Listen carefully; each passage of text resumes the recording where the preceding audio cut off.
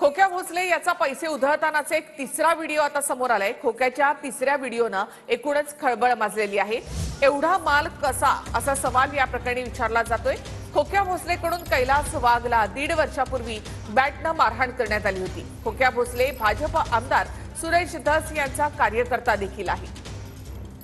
त्यानंतर खोक्या भोसलेचा आणखी एक व्हिडिओ समोर आलेला आहे। यामध्ये तो पैसे उधळताना दिसतो। त्याचा आधीचा हा व्हिडिओ आहे जो गाडीमध्ये पैसे रचून ठेवत असतानाचा हा व्हिडिओ आहे।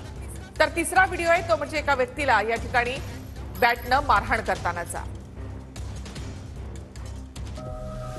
धसांच्या खोक्या भोसलेकडे कुणाचे पैसे? धसांचा खोक्या भोसले मालामाल कसा? खोक्या भोसलेचा तिसरा व्हिडिओ बघा। खोक्या बंडल फेकतोय, पैसे उधळतोय। बीड मध्ये हे चाललंय काय? खोक्या भोसलेच्या तिसऱ्या व्हिडिओनं खळबळ।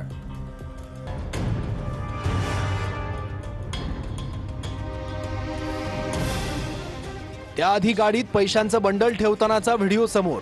खोक्या भोसले हा सुरेश धसांचा कार्यकर्ता। खोक्या भोसलेनं 1.5 वर्षापूर्वी कैलास वाघला बॅटनं मारलं होतं। दमाने यांनी व्हिडिओ ट्विट केल्यानंतर खोक्या भोसले चर्चेत आला। खोक्या भोसलेकडे एवढा प्रचंड पैसा कुणाचा, यावरून बीडमध्ये तुफान चर्चा।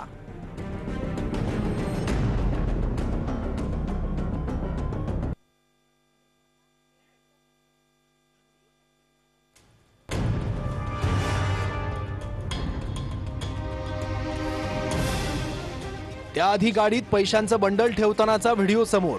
खोक्या भोसले हा सुरेश धसांचा कार्यकर्ता।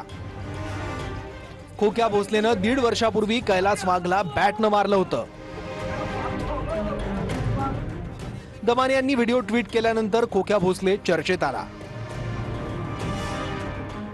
खोक्या भोसलेकडे एवढा प्रचंड पैसा कुणाचा, यावरून बीडमध्ये तुफान चर्चा।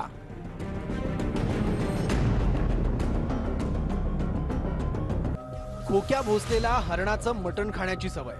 हरिण पकडण्याच्या जाळ्यावरून ढाकणे पितापुत्रांना मारहाण। खोक्या भोसले हेलिकॉप्टरमधून उतरतानाचा व्हिडिओ समोर। खोक्या भोसलेची विद्यार्थ्यांना हातपाय तोडण्याची धमकी।